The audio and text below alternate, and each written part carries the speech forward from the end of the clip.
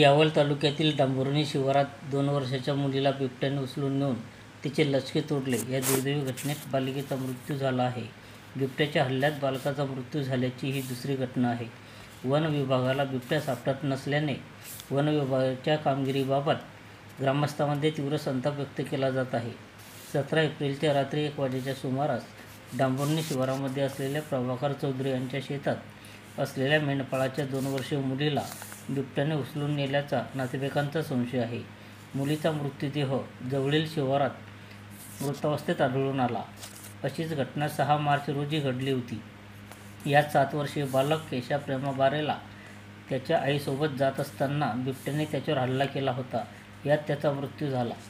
गावात ही दुसरी घटना घडल्यामुळे वन विभागावर संताप व्यक्त केला जात आहे. घटनेची माहिती कळताच आमदार चंद्रकांत सोनवणे यांनी घटनास्थळी भेट देऊन वन विभागाच्या अधिकाऱ्यांना खडसावत सूचना दिल्या आहेत.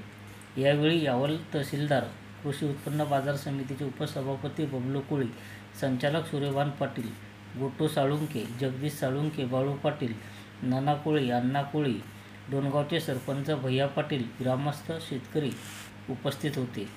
संघर्ष माझा न्यूजकरिता यावल तालुका प्रतिनिधी जीवन चौधरी, यावल.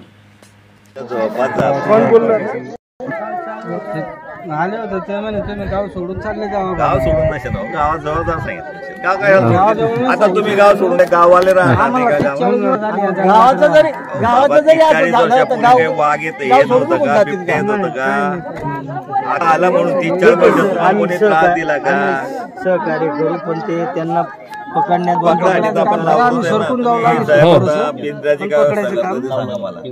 लावला तिथे 2-3 पिंजरा लावा. एकट्या पिंजरात नाही होणार. 3 महिन्यापासून त्याची त्रास माहिती आहे मला सर्व माहिती. त्यांच्या याच्यावरती जाईल असं नाही तुम्हाला वाटत.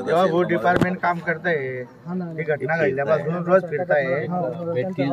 पत्र आणलंय का दाखवते. गाडीत नाना महत्वाचं आहे. जीवन महत्वाचं. आपण जगलो तर पोटाचा उपयोग आहे ना. तर पहिल्यांदा आपण त्याच्यावर काम करू. 8 दिवस वेळ देऊ. तेवढ्या वेळात त्यांना संधी मिळाली तर आपण तेवढ्या जाऊ. नंतर आपलं प्रोसिजर बघा. तो पकडला गेला, तुम्ही 2 दिवसांनी बोलले तर आम्हाला अडचण नाही. पण आता तो पकडेपर्यंत तुम्ही तुमच्या जीवाची तर काळजी घ्या. आता सर्व वाडे ना एकत्र करा.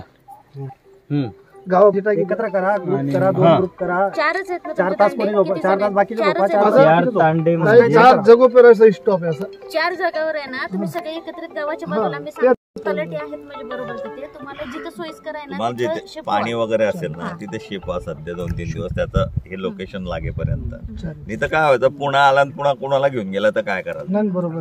शाळा वगैरे बंद झाली असेल, आता परीक्षा वगैरे झालेल्या आहेत. शाळेत वगैरे तसं शाळेत मानणार ना, एवढं चित्रपट नाही मानणार ना. नाही, तुम्ही बाहेर गावाच्या शेजारी जागा पाहून लावा ना. आता शेत खाली पडलेली आहे. पाहून घे, टाकायला लागते. 2-4 दिवस काढा. मला एकदम कायमचं थोडी म्हणता. 1-2 दिवस बंदोबस्त करेपर्यंत करणार पडेल ना.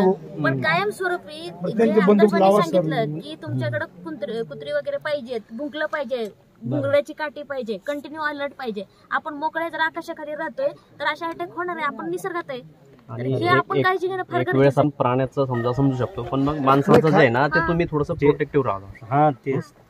आता दिवसा आहे बघा, दिवसा पहिले मेंढर चारायला जावं लागतं. दिवसा काही नाही आहे. पण तुम्ही जर म्हणाल रात्री कसं असतं, निवांत राहत आणि त्याला शिकारी जे होते ना, इथून जवळ होतं ना.